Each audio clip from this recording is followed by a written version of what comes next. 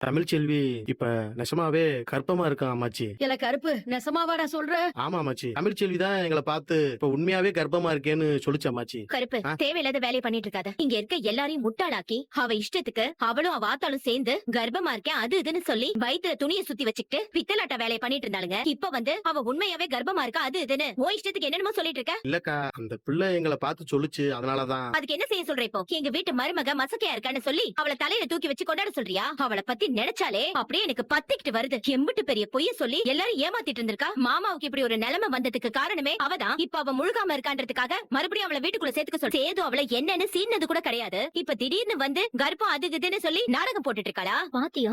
ஏற்கனவே பொய் சொல்லி எல்லாருக்கும் துரோகம் பண்ணவ இந்த விஷயத்திலயும் துரோகம் பண்ணிருக்க மாட்டானு. ஈஸ்வரி, என்ன பேசிட்டு இருக்க நீ? நான் பேசுனதுல என்னங்க தப்பு இருக்கு? நீங்க ஆம்பளைங்க எதையும் யோசிக்க மாட்டீங்க. நாங்க பொம்பளைங்க பொதுவாவே ஒருத்தி மசக்கையா இருக்கானா என்ன ஏது எப்படின்னு அது இதுன்னு நாங்க பல விஷயத்தை யோசிக்க தான் செய்வோம். கருப்பு, என்னக்கா? அவ மசக்கையா இருக்கேன்னு சொன்னதுக்கு சேது என்ன சொன்னா? உன்னதான் கேக்குறேன். சேது என்ன சொன்னா? சேதுக்கும் அந்த பிள்ளைக்கும் அங்க பெரிய சண்டையாகி போச்சுக்கா. சேது அந்த பிள்ளைய என்ன சொன்னான்னு சொல்லு. இப்ப நீ மசக்கியா இருக்கேனா அந்த பிள்ளைக்கு நான் அப்பனா இருக்க மாட்டேன்னு அப்படி இப்படின்னு ஊரறிய தப்பா பேசிட்டு பேசி புட்டு ஊருக்கு முன்னாடி ஓடி திட்டிப்புட்டாங்கக்கா. ஐயோ ஐயோ. பதிலுக்கு அந்த பிள்ளையும் சண்டை போட்டு போயிருச்சுக்கா. ஆஹா சூப்பரு.